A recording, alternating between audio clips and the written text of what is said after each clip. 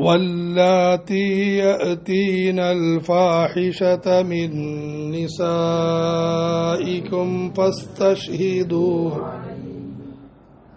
فاستشهدوا عليهن 4 منكم فإن شهدوا فأمسكوهن في البيوت حتى يتوفاهن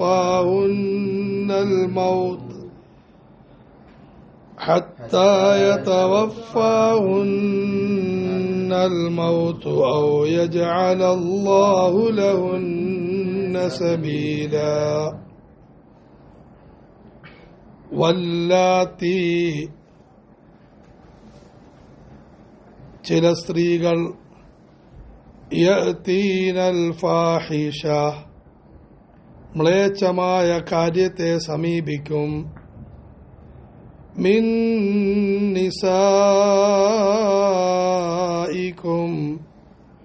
നിങ്ങളുടെ സ്ത്രീകളിൽ നിന്നും മ്ലേച്ഛമായ കാര്യത്തെ സമീപിക്കുന്ന സ്ത്രീകൾ ഫസ്തശ്ഹീദൂ അലൈഹിൻ നിങ്ങൾ അവരുടെ മേൽ സാക്ഷിയെ അന്വേഷിക്കുക 4 മിൻകും നിങ്ങളിൽ നിന്ന് 4 പേരെ സാക്ഷിയായി അന്വേഷിക്കുക. ഫഇൻ ഷഹിദൂ ഫഅംസികൂന്ന ഫിൽ ബുയൂത്ത് അങ്ങനെ 4 പേർ സാക്ഷ്യം വഹിച്ചാൽ ഫഅംസികൂഹുന്ന ഫിൽ ബുയൂത്ത് നിങ്ങൾ അവരെ വീടുകളിൽ തടഞ്ഞു വെക്കുക. ഹത്താ യതവഫാഹുന്നൽ മൗത്ത് അവരെ മരണം യാത്രയാക്കുന്നത് വരെ. ഔ യജഅല അല്ലാഹു ലഹുന്ന സബീലാ അല്ലെങ്കിൽ അല്ലാഹു അവർക്ക് ഒരു മാർഗം തുറന്നു കൊടുക്കുന്നത് വരെ. ഈ ആയത്തും അടുത്ത ആയത്തും ലൈംഗികമായ മ്ലേച്ഛതകളെ എങ്ങനെ ഇല്ലാതാക്കണം എന്നതിനെ പറ്റിയുള്ള പരാമർശമാണ്. ജാഹിലിയ കാലഘട്ടത്തിലെ മോശമായ അവസ്ഥകളിലൊന്നായിരുന്നു അല്ലാഹു ഒരു മനുഷ്യന്റെ ലൈംഗിക പൂർത്തീകരണത്തിനു കൂടി വച്ചിരിക്കുന്ന വൈവാഹിക ജീവിതം നല്ല നിലയിൽ നടത്തുന്നതിന് പകരം തെറ്റായ മാർഗങ്ങളെ സ്വീകരിക്കുമായിരുന്നു. ഏതാണ്ട് അതേ ജാഹിലിയത്ത് ഇന്നും ദൗർഭാഗ്യവശാൽ ജനങ്ങളിലേക്ക് മടങ്ങി വന്നുകൊണ്ടിരിക്കുകയാണ്. കാരണം വിവാഹം, അതുമായി ബന്ധപ്പെട്ട കാര്യങ്ങളെല്ലാം ഇസ്ലാം വളരെയധികം ലളിതമാക്കി. എന്നാൽ മനുഷ്യൻ അതിനെ അങ്ങേയറ്റം ദുഷ്കരമാക്കി മാറ്റി. ഒരു സാധാരണ മനുഷ്യനെ സംബന്ധിച്ചിടത്തോളം വിവാഹം ചിന്തിക്കാൻ പോലും പറ്റാത്തതാണ്. പിന്നെ വിവാഹം കഴിഞ്ഞാൽ വേറെയും ധാരാളം കുരുക്കുകളും ബുദ്ധിമുട്ടുകളും. പ്രശ്നങ്ങൾ നിരവധി. ആ പ്രശ്നങ്ങളുടെയെല്ലാം അവസാനത്തെ പരിഹാരമെന്നോണം വിവാഹമോചനത്തിലേക്ക് തിരിഞ്ഞാൽ അതും ഭയങ്കരമായ പ്രയാസം. പാശ്ചാത്യ നാടുകളിലെ അവസ്ഥ നമ്മുടെ രാജ്യത്തേക്കും കൊണ്ടുവരാനുള്ള ഗൂഢശ്രമമാണ് നടക്കുന്നത്. അവിടെ വിവാഹമോചനം നടത്തപ്പെട്ടു കഴിഞ്ഞാൽ ഭർത്താവിന്റെ പകുതി സമ്പത്ത് ഭാര്യയ്ക്ക് കൊടുക്കണം. അങ്ങനെ വീട് 2ആയിട്ട് മുറിച്ച് ആ വീട്ടിൽ സ്ത്രീകൾ മോശത്തരം പ്രവർത്തിച്ചുകൊണ്ടിരിക്കുന്നു. അവർക്ക് ഇഷ്ടപ്പെട്ടവരെ കൊണ്ടുവന്ന് താമസിപ്പിച്ചുകൊണ്ടിരിക്കുന്നു. ആരും ചോദിക്കാനില്ല. ഈ രീതിയിൽ ഇന്ന് വിവാഹം കഷ്ടപ്പാടായി, വിവാഹമോചനം കഷ്ടപ്പാടായി, വ്യഭിചാരവും മോശമായ ബന്ധങ്ങളും വളരെ എളുപ്പമായി. ജാഹിലിയ കാലഘട്ടത്തിലും അവസ്ഥ അതുതന്നെയായിരുന്നു. മുഹമ്മദ് റസൂലുള്ളാഹി സ്വല്ലല്ലാഹു അലൈഹി വസല്ലമയെ അള്ളാഹു അയച്ചു, ഇതിൽ നിന്ന് മോചിപ്പിച്ചു. ഇസ്ലാം മോശമായ ബന്ധങ്ങളെ നിരുത്സാഹപ്പെടുത്തി, തെറ്റായ പ്രവർത്തനങ്ങളെ ശക്തമായി തടഞ്ഞു. അതിന് 4 ഭാഗത്തു നിന്നും കൂച്ചുവലം കിട്ടും. ഒരു ഇസ്ലാമിക സമൂഹത്തിൽ മോശത്തരം പ്രവർത്തിക്കാൻ സാധിക്കുകയില്ല, ആ ഒരു നിലയിലാക്കി. മറുഭാഗത്ത് വിവാഹത്തിന്റെ മേഖലകൾ വളരെ ലളിതമാക്കി. ഇതുമായി ബന്ധപ്പെട്ട ആയത്താണിത്. സ്ത്രീകളിൽ ആരെങ്കിലും മോശമായ പ്രവർത്തനങ്ങളുമായി ബന്ധപ്പെട്ടാൽ അത് പല രീതിയിലാണ്. ഒന്ന്, മോശമായ ബന്ധങ്ങളുടെ തുടക്കമായി. 2, മോശമായ പ്രവർത്തനങ്ങൾ സ്ത്രീയും തമ്മിൽ നടത്തുന്നു, അല്ലെങ്കിൽ സ്ത്രീയും പുരുഷനും തമ്മിൽ നടത്തുന്നു. ഇതെല്ലാം അതിൽ പെടുന്നതാണ്. ഈ സമയത്ത് എന്ത് ചെയ്യണം? വല്ലാത്തി യഅതീനൽ ഫാഹിഷത മിൻ നിസായികും, നിങ്ങളുടെ സ്ത്രീകളിൽ നിന്നും ആരെങ്കിലും മ്ലേച്ഛതയെ സമീപിച്ചാൽ ഫസ്തശ്ഹിദൂ അലൈഹിന്ന അർബഅതം മിൻകും, നിങ്ങളിൽ 4 പേരെ സാക്ഷി നിർത്തുക. ആദ്യമായി സംഭവത്തെപ്പറ്റി ഉറപ്പുവരുത്തണം. ഇതും ഇന്നത്തെ കാലഘട്ടത്തിലെ ഒരു പ്രധാനപ്പെട്ട പ്രശ്നമാണ്. ആർക്കെങ്കിലും ആരോടെങ്കിലും വിരോധം വന്നു, ആദ്യത്തെ ആരോപണം ലൈംഗിക ആരോപണമാണ്. അതാരാണെന്ന് നോക്കുകയില്ല, പണ്ഡിതന്മാരെയും നോക്കുകയില്ല, ബന്ധുക്കളെയും നോക്കുകയില്ല. ആരോടെങ്കിലും ദേഷ്യം വന്നാൽ ആദ്യത്തെ ആരോപണം അവന് മോശമായ ബന്ധമുണ്ട്, അവൾക്ക് മോശമായ ബന്ധമുണ്ടെന്നാണ്. ഖുർആൻ പറയുന്ന ഈ ആരോപണം നിസ്സാരമല്ല. മോശമായ ബന്ധങ്ങൾ നാശമായതുപോലെ മോശമായ സംസാരങ്ങളും നാശമാണ്. 2 കാര്യങ്ങൾ മനുഷ്യജീവിതത്തെ നന്നാക്കും, മനുഷ്യജീവിതത്തെ താറുമാറാക്കും. ഒന്ന്, 2 കവിളുകൾക്കിടയിലുള്ള നാവ്. 2 തുടകൾക്കിടയിലുള്ള ഗുഹ്യഭാഗം.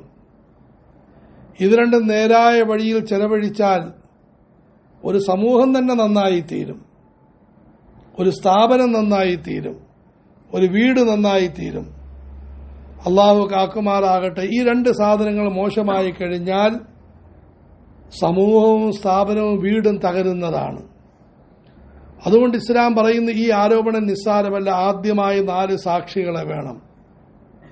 മിൻകും, ആ സാക്ഷികളും അലവലാദികളൊന്നുമല്ല, ബുദ്ധിയുള്ള, ബോധമുള്ള, നീതിയുള്ള, ദീനി നിഷ്ഠയുള്ള ആളുകളായിരിക്കണം സാക്ഷ്യം വഹിക്കേണ്ടത്. ഫസ്തശ്ഹിദൂ അലൈഹിന്ന അർബഅതം മിൻകും, നിങ്ങളിൽപ്പെട്ട സത്യവിശ്വാസികളിൽപ്പെട്ട ബുദ്ധിയുള്ള, പ്രായപൂർത്തിയുള്ള 4 പേരെ നിങ്ങൾ സാക്ഷി നിർത്തണം. സാക്ഷി നിർത്തിക്കഴിഞ്ഞ് അങ്ങനെ 4 പേര് സാക്ഷ്യം വഹിച്ചു. ഫഇൻ ശഹിദൂ ഫംസികൂഹുന്ന ഫിൽ ബുയൂത്ത്, അവർ സാക്ഷ്യം വഹിച്ചാൽ നിങ്ങൾ ആ സ്ത്രീകളെ വീടുകളിൽ തടവിലിടണം, വീടുകളിൽ അടക്കി ഒതുക്കി നിർത്തണം. വീടുകളിൽ നിന്നും പുറം ലോകവുമായി ബന്ധപ്പെടാൻ അനുവദിക്കരുത്. ഇതിനർത്ഥം വീടുകളിൽ പീഡിപ്പിക്കണമെന്നല്ല. കാരണം അള്ളാഹു കാക്കുമാറാകട്ടെ, ലൈംഗിക അരാജകത്വം വല്ലാത്തൊരു മുസീബത്താണ്. പീഡനം നടക്കുന്തോറും ആവേശം കൂടിക്കൊണ്ടിരിക്കും. അതുകൊണ്ട് വീട്ടിൽ തന്ത്രപരമായിട്ട് നിർത്തണം. ഖുർആൻ പഠിപ്പിക്കുന്ന നിലയിൽ ഏതാനും ആയത്തുകൾക്ക് ശേഷം പറയുന്നുണ്ട്, ആ വീടുകളിൽ ദീനിയായ അന്തരീക്ഷമുണ്ടാക്കണം. ചെറിയ ലൈബ്രറി സ്ഥാപിക്കണം, അവിടെ നല്ല രചനകൾ കൊണ്ടുവെക്കണം, പണ്ഡിതന്മാരെ കൊണ്ട് മാസത്തിലൊരിക്കൽ പ്രഭാഷണം നടത്തിക്കണം.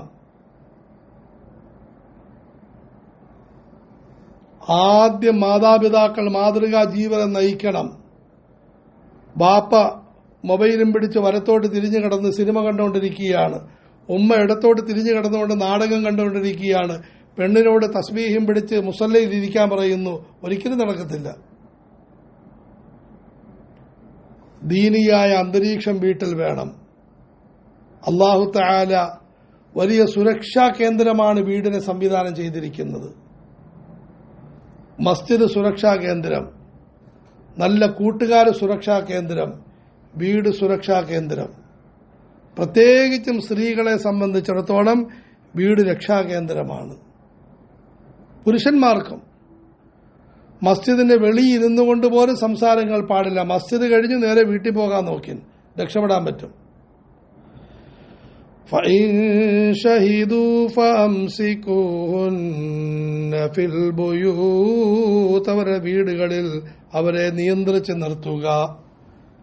ഇത് എന്ന് വരെ حَتَّى يَتَوَفَّاهُنَّ الْمَوْتُ മരണം അവരെ യാത്രയാക്കുന്നത് വരെ. ഒന്നുകിൽ ഈ അവസ്ഥയിൽ അവർ വീട്ടിൽ വെച്ച് മരിക്കും, അല്ലെങ്കിൽ ഔ യജ്അല അല്ലാഹു ലഹുന്ന സബീല, അല്ലെങ്കിൽ അല്ലാഹു അവർക്കൊരു മാർഗത്തെ നിശ്ചയിച്ചു കൊടുക്കുന്നത് വരെ. ഇതിനെപ്പറ്റി പണ്ഡിതന്മാർക്ക് രണ്ട് അഭിപ്രായമാണ്. ഔ യജ്അല അല്ലാഹു ലഹുന്ന സബീല, ഒന്ന് അള്ളാഹു ഈ വിഷയത്തിൽ വേറെ വല്ല നിയമവും ഇറക്കുന്നത് വരെ. സൂറത്ത് അന്നൂറിൽ അള്ളാഹു നിയമമിറക്കി, വിവാഹം കഴിക്കാത്തവരാണ് മോശത്തരം ചെയ്തതെങ്കിൽ അവരെ 100 അടി അടിക്കണം. വിവാഹം കഴിച്ചവരാണെങ്കിൽ അവരെ എറിഞ്ഞു കൊല്ലണം. ഇതാണ് മറ്റൊരു മാർഗം എന്നതുകൊണ്ടുള്ള ഉദ്ദേശമെന്ന് ഒരു കൂട്ടം പണ്ഡിതന്മാർ പറയുന്നു. പക്ഷേ വേറൊരു കൂട്ടം പണ്ഡിതന്മാർ, പ്രത്യേകിച്ചും ഇമാമുൽ ഹിന്ദ് ഷാ വലിയുല്ലാഹി ദഹ്ലവി റഹ്മത്തുല്ലാഹി അലൈഹി ഫൗസുൽ കബീറിൽ പറയുന്നത് ഇതിനേക്കാളും ഉജ്ജ്വലമായ കാലികമായ അഭിപ്രായമാണ്. 100 അടി അടിക്കുന്നതും എറിഞ്ഞു കൊല്ലുന്നതും ഇസ്ലാമിക ഭരണകൂടം നിലനിൽക്കുന്നതായ സ്ഥലങ്ങളിലാണ്. ഈ പറഞ്ഞിരിക്കുന്നത് ഇസ്ലാമിക ഭരണം നടക്കാത്ത സ്ഥലങ്ങളിലാണ്. പ്രത്യേകിച്ച് നമ്മളൊന്ന് ചിന്തിക്കുന്ന ഇന്നത്തെ കാലഘട്ടത്തിൽ 100 അടിയും അതുപോലെ എറിഞ്ഞുകൊല്ലലും എവിടെയെങ്കിലും നടക്കുമോ? പ്രത്യേകിച്ചും ഇന്ത്യ രാജ്യം പോലുള്ള സ്ഥലങ്ങളിൽ അവിടെ ഇത് നടക്കും. ഒന്നെങ്കിൽ മരണം വരെ, അല്ലെങ്കിൽ പടച്ചവൻ അവർക്ക് വേറെ വല്ല മാർഗവും തുറന്നു കൊടുക്കുന്നത് വരെ അവരർത്ഥം വെക്കുന്നു. ആ പെൺകുട്ടി അൽഹംദുലില്ലാ തൗബ ചെയ്തു എന്നല്ല. വീട്ടിൽ നല്ല അന്തരീക്ഷമുണ്ടെങ്കിൽ ഉറപ്പായിട്ടും അവർ തൗബ ചെയ്യും. 100 കണക്കിന് ആൾക്കാർ തൗബ ചെയ്യുന്നും തൗബ ചെയ്യുന്നുണ്ട്. അവരുടെ അവസ്ഥ നന്നാകും. അവർ വിവാഹം കഴിച്ച് വേറെ ഭർത്താവുമായി ജീവിച്ച് അവരുടെ ജീവിതം സന്തോഷത്തിലായി. അതുവരെയും ഒന്നുകിൽ അങ്ങനെ നീ മാറിൻ, അല്ലെങ്കിൽ നീ ഈ അവസ്ഥയിൽ മരിക്കൻ. ഇതാണ് അവർക്കുള്ള മാർഗം. حتى يتوفاهن الموت أو يجعل الله لهن سبيلا. മരണം അവരെ യാത്രയാക്കുന്നത് വരെ, അല്ലെങ്കിൽ അവർക്ക് പടച്ചവൻ മറ്റൊരു മാർഗം നിശ്ചയിച്ചു കൊടുക്കുന്നത് വരെ അവർ തൗബ ചെയ്തു, വിവാഹം കഴിച്ചു, അൽഹംദുലില്ലാ നന്നായിട്ട് ജീവിച്ചു, തീർന്നു, സന്തോഷം. അടുത്ത ആയത്ത് ഇതിനേക്കാളും ഗൗരവമായി വരുന്നുമുണ്ട്. അവർ വേറൊരു മാർഗം സ്വീകരിച്ചു, അവർ നന്നായിട്ട് ജീവിച്ചു, അവരവരെ വഴിയിൽ നീങ്ങുകയുണ്ടായി. ഇതുവരെയും അവരെ വീടുകളിൽ അടക്കി ഒതുക്കി നിർത്തണം. എന്താണെങ്കിലും ഒരു പ്രധാനപ്പെട്ട കാര്യമാണ് ലൈംഗിക അരാജകത്വം. ഇത് ഒരു വ്യക്തിയുടെ വീഴ്ചയാണ്, അവരുടെ കുടുംബത്തിന്റെ വീഴ്ചയാണ്, സമുദായത്തിന്റെ വീഴ്ചയാണ്. അങ്ങനെ നടന്നു കഴിഞ്ഞാൽ സമുദായവും കുടുംബവും കൂടി ഒത്തൊരുമിച്ച് അവരെ കഴിവിന്റെ പരമാവധി നിയന്ത്രിച്ച് നല്ല വഴിയിലേക്ക് കൊണ്ടുവരാൻ പരിശ്രമിക്കണം. വന്നു, അൽഹംദുലില്ലാ, ഭൂരിഭാഗവും വരും. വന്നില്ല, അവരുടെ ഇഷ്ടം. അള്ളാഹു മനസ്സിലാക്കാനും ഉൾക്കൊള്ളാനും ഭാഗ്യം തരുമാറാകട്ടെ.